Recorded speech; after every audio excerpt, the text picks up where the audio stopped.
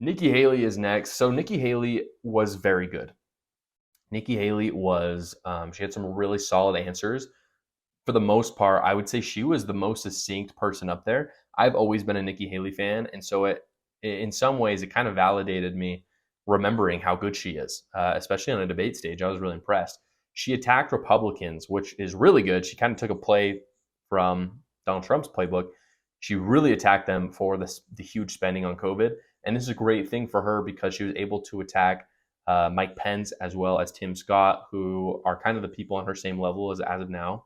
It didn't work great, unfortunately, against the big boys like Vivek. Well, Vivek's not a big boy, but he's bigger than her, and Ron DeSantis, who is a big boy. It wasn't effective against them, but she was able to attack Mike Pence and Tim Scott on COVID spending and how Republicans were the ones who had really done that, and they were the ones to blame. And there were a lot of cheers for that. Generally speaking, we're at a point where if you critique the Republican Party and you are a Republican and you do it validly, the audience is going to love you. I mean, that was a good move politically. It's what Trump does. She specifically called out Mike Pence. She was pretty brutal. She called out DeSantis and Trump for big spending. DeSantis, in my opinion, I think that attack didn't land in quite the same way because of his handling of COVID, but DeSantis was a proponent of huge spending as well during that time. Nikki Haley said that Trump can't win. I think that was a really smart argument. I was really surprised as well to hear that she would be critical of Donald Trump because she worked so closely with him and had a lot of good things to say before. It seemed that up until this point that she was not really trying to take that hard line attack on him. That was probably the first time, and granted, I haven't followed her campaign as closely as maybe Ron DeSantis or Vivek Ramaswamy, but it was the first time that I really heard someone, or rather heard Nikki Haley attack Donald Trump in such an outright way. And it was really refreshing, frankly, and I think the audience received it well. Nikki Haley essentially was arguing that Biden will beat Trump and that 2020 and 2022 is evidence of that. Nikki Haley was a much stronger debater than I previously thought, and she probably overall had the best lines without attacking other people. So just on the merit of her ideas without kind of combating them against others, I thought she did very well. Really quick, before we move on, I want to talk about the sponsor of today's video. That is Gulag America, and I'm wearing my shirt today. Really quick, a little bit. So I've partnered with Gulag America because they are a company that I believe in. They were so one of the founders of the company is actually a veteran. So if you love supporting veteran-owned companies, support Gulag America. It is an apparel company. As we approach sweater weather, they have excellent hoodies for both men and women. They have t-shirts such as this. They work as a great gift. Please consider using my link, JoshCar10, for 10% off at GulagAmerica.com. Again, that is JoshCar10 for 10% off at GulagAmerica.com. Next up, we have Christie. Christie was kind of the second person at Vivek Ramaswamy's throat. He was very upset when Vivek called them bought and paid for. Like, he really freaked out. Christie got super booed at the beginning of the debate, probably one of the top moments to watch, and he gets very uncomfortable and frankly kind of loses his words. And this is when Vivek attacked him for being an anti-Trump campaign. Out of all the attacks that Vivek gave, this one was the best one. It was actually a really valid attack because as of now, Christie's campaign has really been about Donald Trump.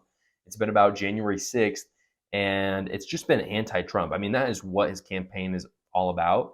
And Vivek just goes straight to the heart of it and attacked him on it. And it put Christie in this really defensive position. And I think he lost a lot of steam. It was a bit of a struggle, honestly, for him. Christie said something that kind of bothered me, and I think it cost him a lot of credibility. He basically said that Trump said that Putin was a genius, which is something we've heard so much, and it's taken out of context. Essentially, they were talking about the Ukrainian war, and basically he's saying, Donald Trump said that Putin is an evil genius. That was the sentiment behind it. He was saying he was a genius, but he's saying he knows what he's doing. He knows how to keep power. And Democrats immediately jumped on that and said that Donald Trump loves Putin. And Christie just did the exact same thing. And Vivek Ramaswamy comes out and he basically says to him, if we wanted to watch someone just attack Trump randomly without any merit, we just go flip our channels to MSNBC, but we're not doing that. And I think that was a really effective attack because essentially that's what Chris Christie's campaign has been so far. So hopefully Christie moves on from that because, as we'll talk about a little bit later, some of what he said actually was really smart and he did have some strong moments. Now we got to talk about DeSantis. DeSantis was obviously, he was smack down in the middle of the debate because he had the highest polling numbers. He is the person that is supposed to supposedly take down Donald Trump, for those who don't want Donald Trump to win. Also, side note, the audience, definitely not a Trump audience in Wisconsin, which makes sense. He wasn't there, right? I think that's important. I would have to say like 80, like this is just my vibe from the audience and the energy they were putting off in the applause, but I would have to say 80, 90% of that audience was not voting for Donald Trump. And so I think it was a good audience to have to kind of show the split between those who are not voting for Trump so far. DeSantis got really mad. Let me just say, DeSantis had some really good takes in this, and I want to go a little bit more to depth about how DeSantis handled this debate because it was a little more nuanced than just simply his takes. I feel like there was more depth to what he said. DeSantis was really mad at Fox News about the questions for January 6th. People are basically asking, should Mike Pence have, signed off on the election? Should he have approved that Biden won? And DeSantis was so uninterested in it. And people were kind of jumping on him like, why won't you just say it? Why won't you say it? He's like, guys, the Democrats will win this election if it's a referendum on January 6th. We need to look forward. And a few people did agree with him. They actually asked outright. They literally just said, everyone raise your hand. It was very clear that Vivek Ramaswamy and Ron DeSantis were very different from the rest because they had them raise their hands twice. The first was they asked them, raise your hand if you would support pulling out of Ukraine and not helping them anymore. Ron DeSantis and Vivek Ramaswamy were the only ones that raised their hand. And then they asked, would you essentially, would you pardon Donald Trump? Or how do you feel about Mike Pence overturning this? And Vivek Ramaswamy was the only one that said he would pardon Donald Trump, which I felt was very interesting. But Ron DeSantis had a really solid answer on Ukraine. He basically immediately turned it on to immigration and was just brutal about it. He took down the immigration issue hard, and it was awesome. Like, he was talking about killing cartel members, labeling them terrorists. He was talking about building a wall. It was awesome. Like, no one was more specific or more strong than him. Some of the other candidates still did well, but I thought that was DeSantis' probably most shining moment. And it was good of him to be angry about talking about Donald Trump because that's not what the night was about. And he wasn't the only one upset, but he was the one that kind of articulated it the best. When asked whether they would support Donald Trump if he was nominated, Vivek, it was very funny. Basically, they said, would you support Donald Trump if he was the nominee for the Republican Party? And what you saw was Vivek just like bump his hand up. And every other candidate, I kid you not, like looked next to each other and like put their hand up. Every single one except Asa Hutchinson. He was the only one that didn't. So credit to him for sticking. Asa Hutchinson and Vivek Ramaswamy are the only ones that like really stuck to it. But straight up, they like, it looked like they'd never thought it. It was really weird.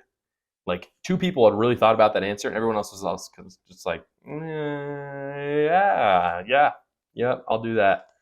And it was disappointing to see. Like, I'm a registered Republican. To see Republicans not have thought through that issue, or maybe they had, they just didn't know what they were going to answer, and it mattered what other people said. I thought that was really dumb. For that reason, I still think that the winner of tonight's debate was Vivek Ramaswamy, but the only reason why I say that is because of how clear he was and how not politician-y he was. DeSantis, something that I have to say is people keep talking about his personality, his marketing skills, and I have to say tonight was a good example of what people are talking about. DeSantis was not on his game in terms of answers. His answers were very good, and in some case, by far the best. But in terms of showmanship, it was a little dry. It was a little dry. I wouldn't even say it was politician-y. It was just more dry. Mike Pence was all politician. I want to give fair credit. He's probably my sleeper pick. Like, I wouldn't say he won, but he surprised me, was Chris Christie. And let me just say, I'm not a Chris Christie fan. his final remarks were the best final remarks, and some of his responses were very heartfelt. Like I felt it, and I felt that Chris Christie believed it. I think that was a good moment for him moving forward since he's kind of been labeled as the anti-Trump campaign. But overall, I'd say Vivek Ramaswamy won this debate. The reason why is because it was just clear that he knew what he believed. He was willing to attack Republicans on it. Of course, he shouldn't have gone into it quite as personal as he did, in my opinion. I think he went a little too far, and he was trying to be. It seemed to me that he was being inflammatory for inflammatory purposes instead of actually just trying to hold people accountable, hold them to the fire. It crossed a line, in my opinion. But other than that gaffe, I would say he won the night. I think we'll see a serious bump in his polling numbers as well as a bump in Ron DeSantis' numbers. The real question, and I don't know, I think when you look at the people across that campaign, I think Mike Pence is about to lose a lot of votes. I think Asa Hutchinson and Doug Burgum are going to drop out. What I don't know is how many Donald Trump supporters were listening and who they will support. I would have to imagine they'll support Vivek Ramaswamy, Nikki Haley, and Ron DeSantis. That's my guess, but I don't know by how much. And I don't know if any of them even will. If they do, fantastic for them. But that's what it comes down to. They can take from each other, and that's cool, but they're going to need to get some Trump supporters on their side. And so I'm really excited to see the polling come out for that.